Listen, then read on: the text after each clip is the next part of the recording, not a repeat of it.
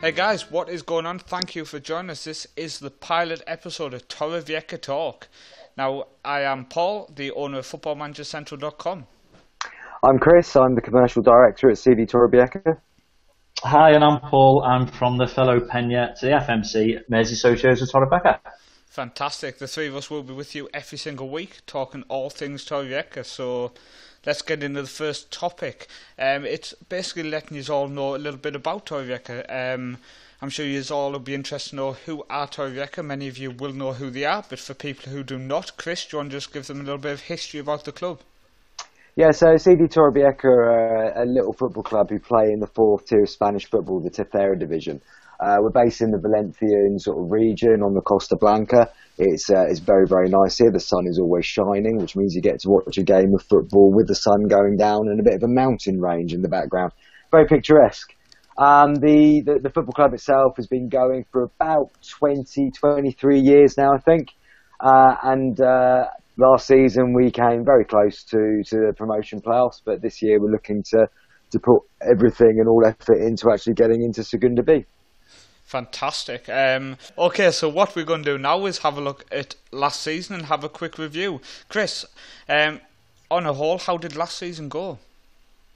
It was definitely an up and down season. The team started off pretty well, pretty solid, and at one point just after Christmas found itself second in the table, and everything was looking really good.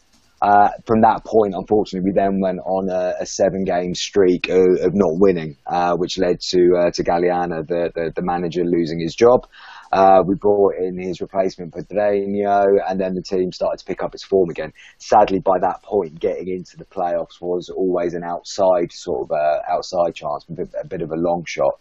And we ended up the season 5 points short of the promotion playoffs, down in 10th place. It was a very, very tight finish, and even with about 2 games to go, there was still genuinely an outside chance that we might sneak in. But the result in that particular game didn't go our way, and the playoff dream was over. Well, that's what I mean. You say Torrevieja finished 5 points off the playoffs, but there was some magical moments. Paul, you would have lived them with us all near the end of the season, where we almost reached the playoffs, and there was them chances which we just couldn't take, which could have actually got us into the playoffs. Absolutely. I mean, it was nail-biting stuff for us and a lot of teams in the build-up towards the end of the season. It was the fact that when Pedreño came on, weren't we pretty much unbeaten at home after he came on board? Yeah, once Pedreño came in, we didn't lose at home. In fact, his first game was at home, and we won 6-1. So everyone was kind of hopeful at that point that it might have been the critical sort of turning point. It wasn't the home form that let us down so much at the end of the season. It was just there was a couple of away games where we picked up a point where we really should have been winning the game. So as I say, the home form was good, but we were just a little bit disappointing away from home. Yeah, I mean, we're not at any point jumping on the back of the old manager. He did a fantastic job. But that's always sometimes some fresh ideas in at the club. Obviously, almost took us into the playoffs. So fingers crossed this season the manager can do that. Before we move on, Chris, were there any special moments from last season which stand out? I think actually, in fairness, the last game of the previous manager's tenure was a 0-0 draw away at Castellón. And although it wasn't a game that really sort of caught the imagination in terms of the quality of the play, the actual resilience and sort of determination that the team showed that day after our furthest away trip to get the 0-0 up there was actually a really good, solid defensive performance.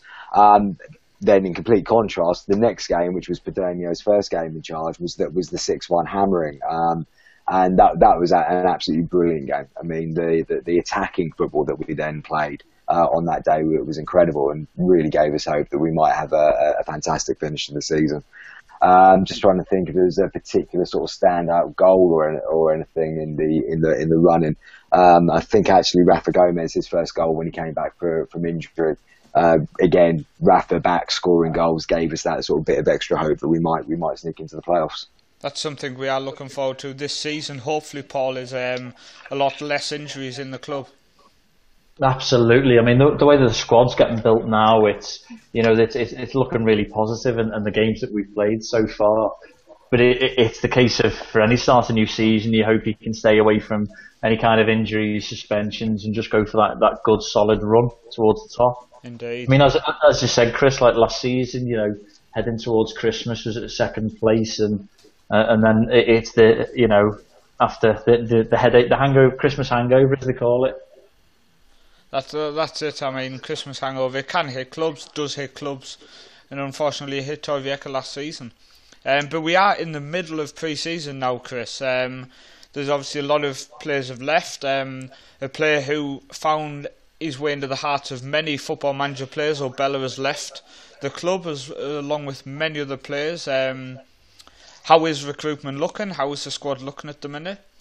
Yeah, it's a funny time, sort of the pre-season, because there's a lot of players sort of coming through at the moment. Some of which will probably be there for the season, some of which may not. There's obviously a few faces left from last season, and I'm sure there's some faces that we would have liked to have kept who have gone on to sort of try their luck elsewhere. So it's a bit of a funny time whilst it all gels in.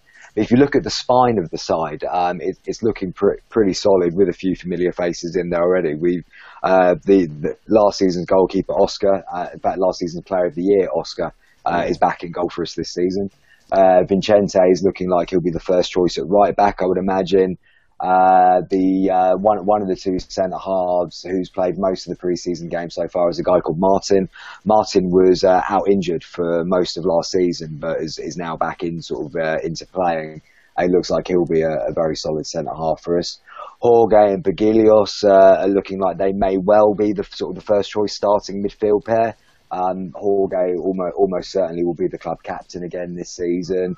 You've got the likes of Carrasco, who he plays just off the front man typically, but has started a couple of games in a deeper midfield position in pre-season. He's still around. And then Brownie's just re-signed for us as well, having been on loan from Elche last season. He's now with us on a permanent on a permanent deal for the season. That's a brilliant coup, that, isn't it? Really. Yeah, it's great. It's great to see Brownie back at the club. He's a very exciting winger on his day. If he can find the level of consistency that he'll probably get with a bit more experience, a bit more maturity, then he genuinely could be one of the best players in the division. Also, interestingly, he's brought one of his best mates along, who seems to be a very, very good centre half. So that's never a bad thing either. I would have thought there must be a very good chance that Mathieu will get a chance to be in the squad this season as well, as he's played very well at centre half in the two 45-minute appearances he's put in so far. Other guys that are floating around that haven't been confirmed yet. Well, Cesar's been training with us and played in a couple of pre-season games, so fingers crossed that he might be rejoining officially. And then we've got other new faces that have come along, and the standout player so far is actually an old face for a lot of the Torrevieja fans, a guy called Luis Carlos, who's got 4 goals in 4 pre-season games so far, and the 2 goals that he scored on Saturday night against Humilla were just different quality, a cut above anything that we were able to do last season. He's typically plays on the left-hand side, on an outside left, maybe an inside forward type role. But the way that Pedreño seems to set the team up is that they're always swapping around, always rotating. But no, he looks like an absolutely brilliant acquisition for us, which is great. And there's a few more new faces that look like if they get a few games, will gel and fit in and be prominent players. We've got a left back called Edu Mesas. He looks like he'll be competing for Adrian for the left back berth, which might even mean that Adrian pushes back into midfield. So there's plenty of options coming through with the guys that we've seen so far. I think, Paul, this is fantastic to hear. The fact that Chris is so confident about so many of the starting 11, the fact that we're not going in at the minute thinking maybe 5 or 6 are going to be there. We are almost there where we've got a full squad and we're looking just to add them 1 or 2 extra now at the minute, which is fantastic to hear, Paul. Yeah, definitely. I mean, the way that Torrevieja is setting themselves up this season seems absolutely perfect. So we've already played 4 games in pre-season. Most of our rivals have only played 1 or 2 so far. We've got another at least 3 that have been organised. So you just know that the games that have been played, I mean, I think at least 2 of them, every player on the bench came on. So everyone's getting game time, and the gaffer's having a really good look at everyone. So he's got his eyes completely wide open. He knows what he's doing, and he knows who he's got with him and who he's taking with him. Yeah, and I think if anything, actually, the system of bringing all the substitutes on in the course of a pre-season game has probably cost us 2 results in the last 2 games. Yeah, I mean, we were 2-1 up against Hull with 10 minutes to go, and we managed to lose that 3-2. And again, we were 2-0 up with 20 minutes to go against Hugh Miller on Saturday. And I'm sure that and I'm not knocking the quality of the players that came on, but the constant change and the change of fluidity and the change of rhythm would have worked against us there.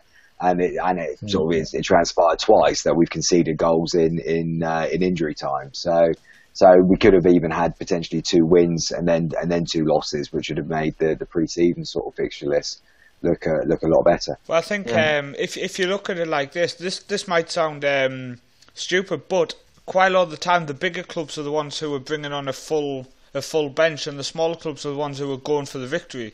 They stick in the starting 11 out for the whole game, hoping to get that pre-season upset.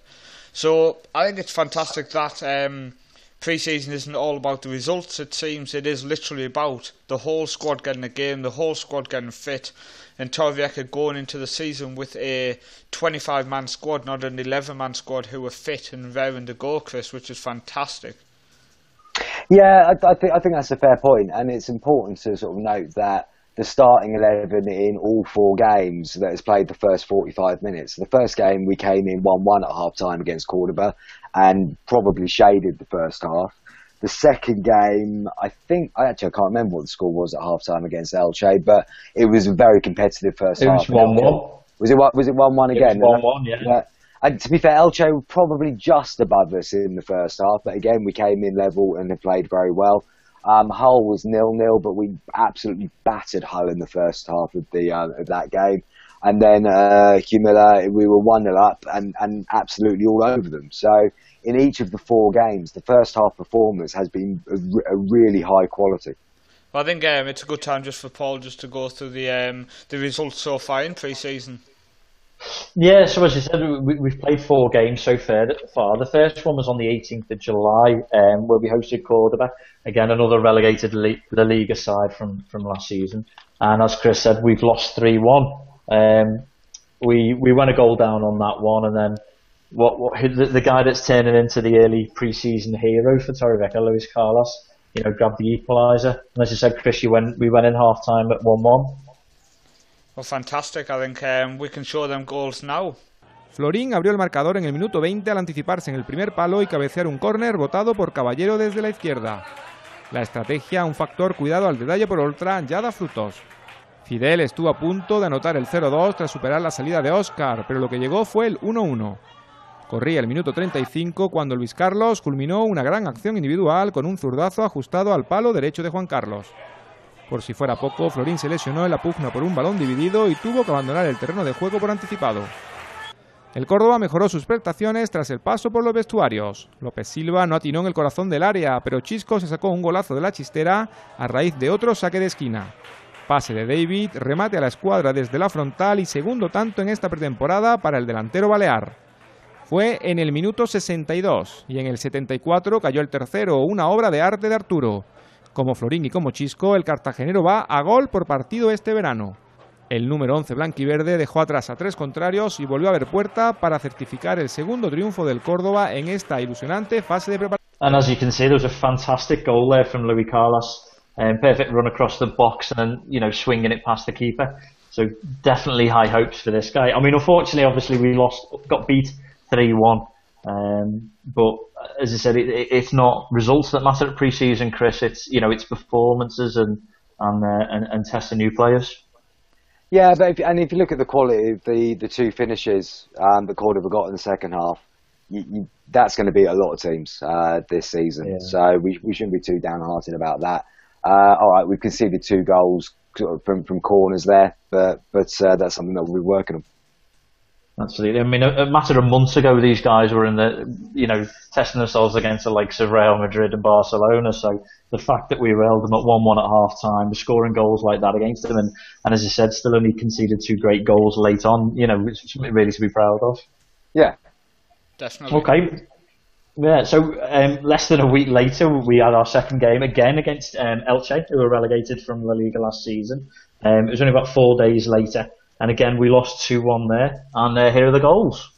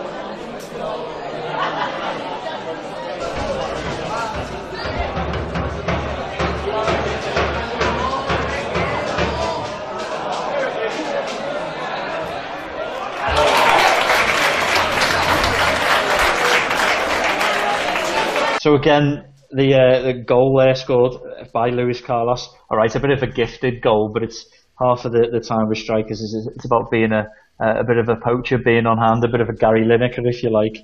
So you've got to be in and around to get them. There was definitely a couple in that game, wasn't there? I think their goal as well, where our goalkeeper appeared to just misjudge the situation. Mm. Yeah, that's not sadly that's not the first time Oscar's been caught sort of wandering outside his area. There was a game last season, I think it might have actually been against top of the league, which cost us 3 points there. But then, in fairness to Oscar, you've got to look at how we defended in the build up to that goal, and he had to come out of his line. He just probably just misjudged the situation. Yeah. Yeah, I mean, sometimes you've got to wonder whether that comes under, mental match fitness rather than anything. Getting back into it, getting back into know your defence and working together as a unit. I think that's exactly what it is, Paul. I think you're right there. Go on, Chris. I was going to say. I mean, it's a new back four, and there was just that moment's hesitation when the ball went through, and that moment was the moment. It was unfortunate for Oscar really because over the course of that game he did make 2 or 3 brilliant saves. And again, as it is with the goalkeeper, people will forget those 2 or 3 excellent saves and concentrate on the mistake. Yep, perfect. But like I say, it's not about the results; it's about the performance, all in all. And I think they run them close, Paul. Yeah, absolutely. I mean, when you consider the fact that out of that starting 11, there was only 3 players that were still on the pitch at the final whistle. Again, Oscar won, Vicente at full-back, and Juanfran, who played the full 90 minutes. So, it is a good test for everyone against a good quality side. And look at the goal that beat us again. Absolutely fantastic goal. Yeah. Absolutely. Okay, so a couple of days after that, again, we met against the Hull Academy. This is a game that, as you said earlier, Chris, that we went into the game goalless at half time, but straight after, absolutely battered them. They took a 1-goal lead, and then it was literally a case of within a matter of 2 goals in 2 minutes that we managed to level and then pull one back. From Caesar and again from Juanfran. He's appearing to jump up quite a lot, Chris, in pre-season. Juanfran getting goals. Well, Juanfran has come to the club with quite a reputation. The last 3 seasons he's played for 3 different teams in Tercera, at the Tercera level, and he's been the top scorer in those 3 teams for the last 3 seasons. And on top of that, each of those 3 teams have then gone on to get promoted into Segunda B. So he's coming with the reputation of being the guy that's hopefully going to get us the goals that we need to get ourselves into the playoffs, if not promoted ourselves. So far, his only goal has actually come from the penalty spot, but it was a very, very well hit penalty. He's had a couple of other chances, maybe 3 chances so far, that you sort of will hope that when the league season starts, he's tucking those away. I've got to be honest, he does look like a centre forward, and what I mean by that is he's tenacious, he's always on the move, he never gives the defenders a moment's rest. He seems to have that little bit of an edge about him, not likening him to Carlos Tevez in terms of ability, but in terms of just relentless work rate and just that sort of that look about him. It's just that when the chances have fallen to him in open play so far, he's been unable to to take them. So we shall see. I mean, for me, the jury's still a little bit out, but I'm sure a few goals in the next few games will completely allay any fears. Fantastic. Brilliant. And then obviously at the end of that game, it was the fact of Hull City's tenacity, it shone through, and the fact that their never say die attitude for an under 21 team was unbelievable. And they were rewarded on scoring on the 17th, and then a couple of minutes before the end, just to seal it. And yeah, I think the Hull lads deserve a lot of credit, because I mean they were getting very frustrated in the game that the refereeing was questionable, to say the least. It's the first time in my time at Torrevieja I've actually seen a referee that's been in our favour, so I can understand why they were getting a little bit frustrated with that. The heat really affected them in the first half. I don't think any of those lads would have played in that sort of level of humidity before, so they were struggling with that, and it did get a little bit cooler in the second half, which allowed them to go out and play a little bit more. Equally, by the same token, we've got to be very disappointed with the 2 goals that we conceded in the last 10 minutes. Both came from set pieces. One was a near post corner, and the other one was a short free kick, again from the corner area. And I do once again think that the fact that we changed our back four, we changed the personnel, meant that people weren't really sure who they were supposed to be picking up, which again led to the goals being conceded. Again, this was another game where there was only 3 guys that played the entire game. I mean, one special mention in there is a young guy, Lewis, who actually was celebrating his 21st birthday that week. So, as you said, the complete change in personnel. All right, it's fresh legs, but it's guys getting back into the system, guys working together, and as you say, that's obviously not helped with those 2 set pieces. Definitely, and young Lewis he looks like he's going to be a very good player for us. He's an English lad. He's been living over in Spain since he was 9 years old, I think, and was having trials with Brentford over the summer before he then came to us. He seems he has a very, very high work rate. I mean, the guy is probably one of the fittest on the team. In the game actually, or the next game that we're going to move on to, on the Humilla game, he started to show some real signs of quality that makes me think that we might have a particularly good player there. Oh, fantastic! Do you think he's going to be a regular feature then, or at least from the bench?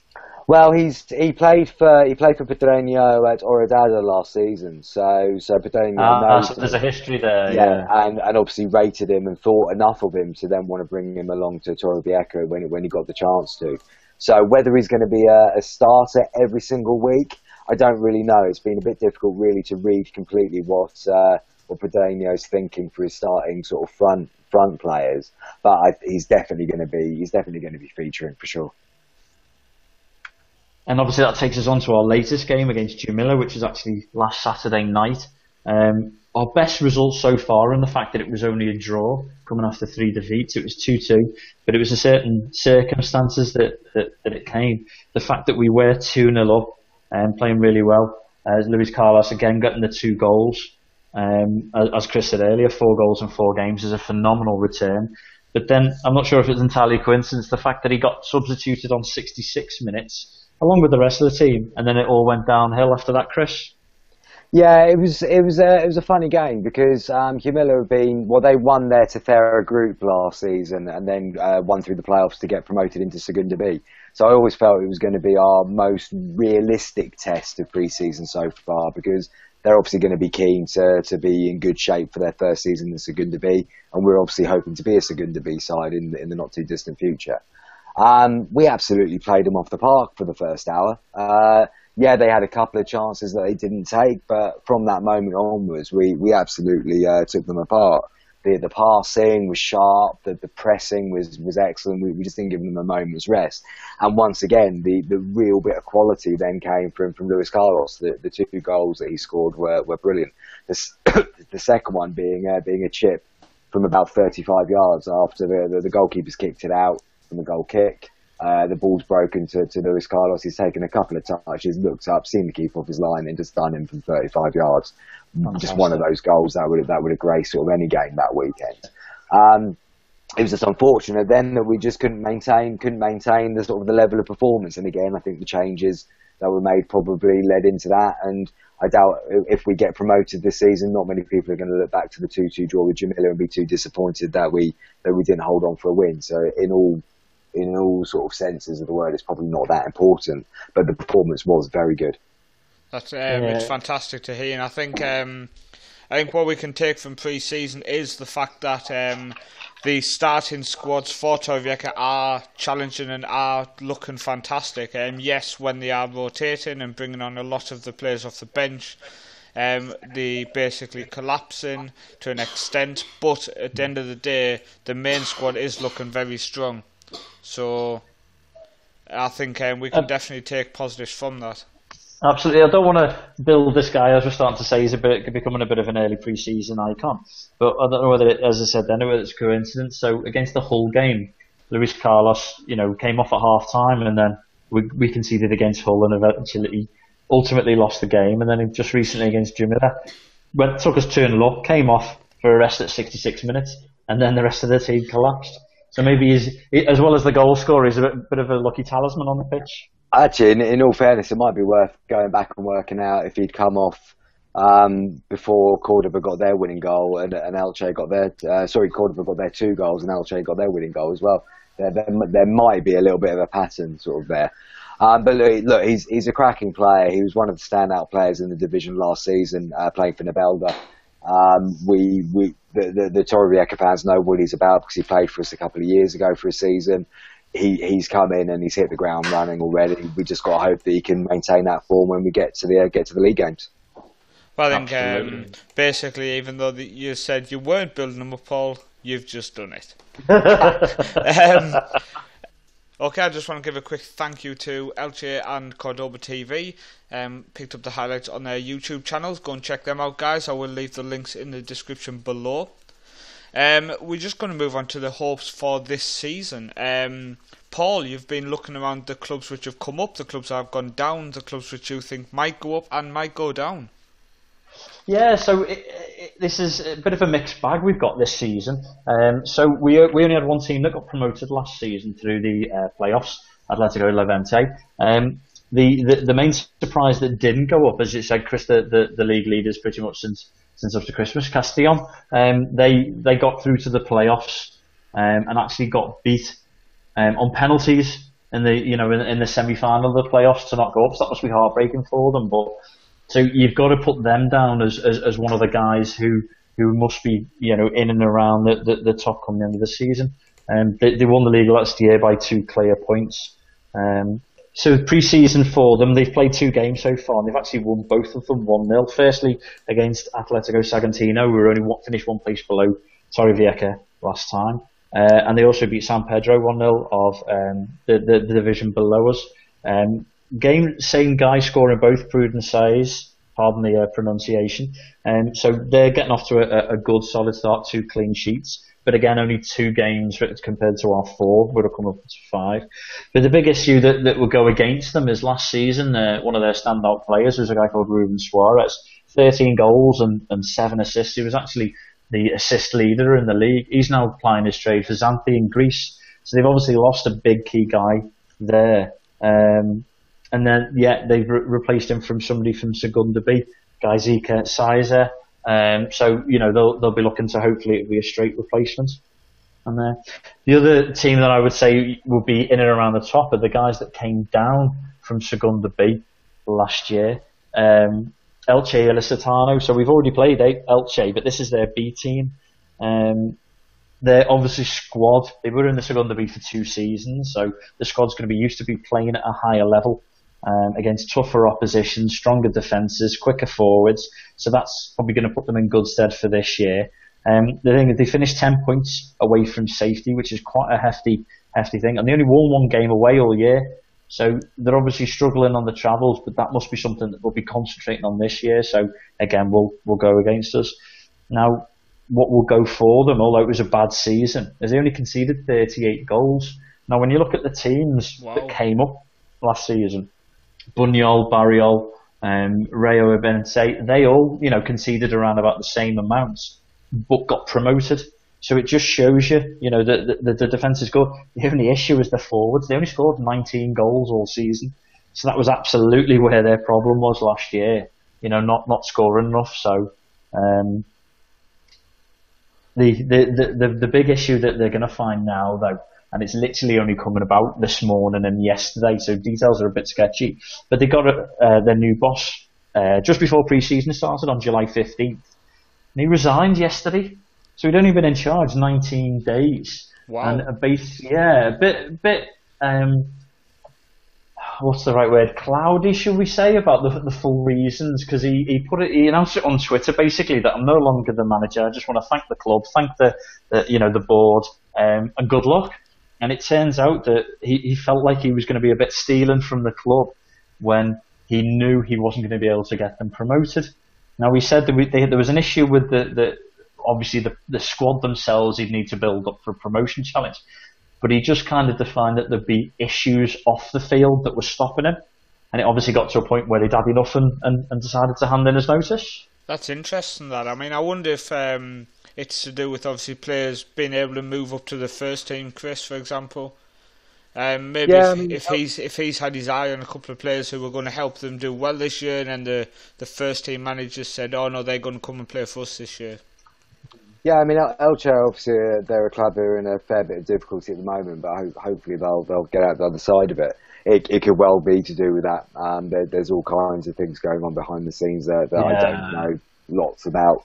But at the moment, when the club's in that sort of situation, pretty much anything can happen. Yeah, well, we wish the club all the best. But go on, Paul. Who's looking like they're going to struggle this year?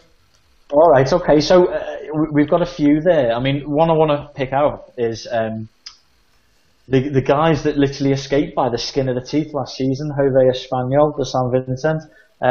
They actually were only safe by 2 points.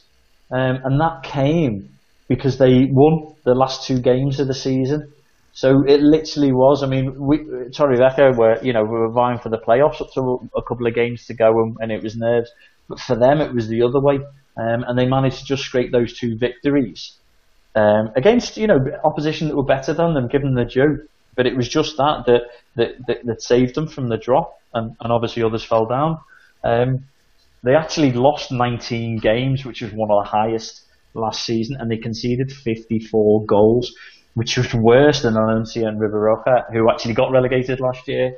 So they've got massive amounts of work that they need to do to make sure that they're not down the bottom and going. So they've only had 1 pre-season game so far, and they actually won 2-0 away against Beferré, who were in the division below us. Again, 2 late goals coming in the last 20 minutes or so. So you just wonder whether that was a fitness issue or a squad changing issue for the opposition that meant that they could catch the break. So I think it's looking really, really squeaky for them down there. Definitely going to be interesting, and a team to watch when they come to Torrevieja, see if we can get ourselves 3 easy points. Don't want to jinx it, but obviously a team who's predicted to struggle, you would hope we can turn over at home and away. Anybody else who stands out? Yeah, so I mean, one of the ones I want to talk about, a little bit of a strange event this season. So we've actually had one team resign voluntarily from our division. So obviously last year we had 21 teams. The only one in our level with 21, everyone else was 20. And it was Calera actually who avoided the drop. Literally, they were they were 17th, they were 1 place above the drop, again 2 points. And they voluntarily resigned to play in the division below. Okay. Down to financial reasons, and it's a little bit cagey around those. But the team that's actually come up to replace them is Boreal. Now, last season they did win their division. They won their group. But they only found out, literally a couple of weeks ago, which was when the team resigned. So they've had absolutely no time. I think it works out to be a month from when they knew they were getting promoted to their first game in the league season proper, that they know that they've got a chance to prepare for a division higher than the one they were expecting to. So it's got to be a case of they haven't played any pre-season games yet. So it's that. it's not going to be that much of a struggle for them at the minute. So obviously the players that we were probably looking at, the budgets they were working to, everything's going to be completely up in the air. Yeah, as I said, it was only the 22nd of July, so literally a couple of weeks ago that they found out. However, you look at it the other side, although they haven't played any games, they absolutely destroyed the opposition last season. So they were top of their division. They got 82 points. They were 11 points clear of second place. Blimey. Yeah, they were. I mean, they scored 69 goals, but they only conceded 14. So that's obviously absolutely where everything's come from. An absolute solid back line and keeper there. They were undefeated all season. They didn't lose a single game. They notched up 3 different 6-0 victories. We're talking about a team that just brushed everyone aside here. So they can't be written off very easily. They've also got an artificial pitch, which, although it's uncommon, it's still going to be unusual for teams that are going there. So they have got, a bit going for them. So, I mean, you've got them as obviously a team who, just because of how the circumstances have happened, they could look like a club who could go down. But on the other hand, because of how fantastic they did last year, they could be a club who could shock everybody this year. Absolutely. I mean, the way it's worked out as well, so it's a little bit different, as we talked about Elche before, from La Liga, got relegated due to financial reasons. And the way that the National Federation do it is that if a team gets relegated due to financial reasons, then one team from that division doesn't go down. So obviously it was Eibar stayed up. Yeah. Whereas in the Valencian region, they do it the other way around. If somebody voluntarily goes down, it's the next team that didn't qualify for promotion automatically goes up. So it was actually Boreal got beat in their playoffs. And it just shows the team that you're dealing with. So the first leg in their playoff final, they lost away 1-0. The second leg, they were winning 1-0 at home, gets to 90 minutes and obviously goes to extra time. They win the game finally 2-1, but go out on away goals. So it just shows that how much effort they've put in last season, all the work, all the results they've churned out, to lose on away goals in extra time just shows how tough it's been. But then, is it fate? Is it one of those things that it's transpired that Calera have resigned and these guys have popped up? Well, let's just say I genuinely hope these do well this year, just as a nice story, just because of what's happened. But my only fear there is how many players have left the club, Chris, due to the club not getting promoted, and have already joined other clubs. That's a very good question. I don't know the answer. I'm hoping that they do quite well themselves, but maybe after their 3rd game of the season, because they're playing our 2nd game of the season. So, let all credit to Burial. I hope they have a really good year, but after we've stuffed them at the Vicente goal. Fantastic. Give them a taste of what this division's about first, and then well, as we said, hopefully they have a good season, but not the 2nd game of the season. But guys, that is the end of the show this evening. I want to thank everybody who has tuned in and listened to Torrevieja Talk, the pilot episode. I want to remind you all to go and check out clubdeportivotorrevieja.com. Also, give us a follow on Twitter. We have 2 handles. We have @CD which mainly tweets in Spanish, and also @CDTorrevieja_EN, which is the English-speaking Torrevieja account. I want to also remind you that on Friday night, Torrevieja are playing at home to Hercules, which will be a fantastic game. So if you are in the area, please get yourself down.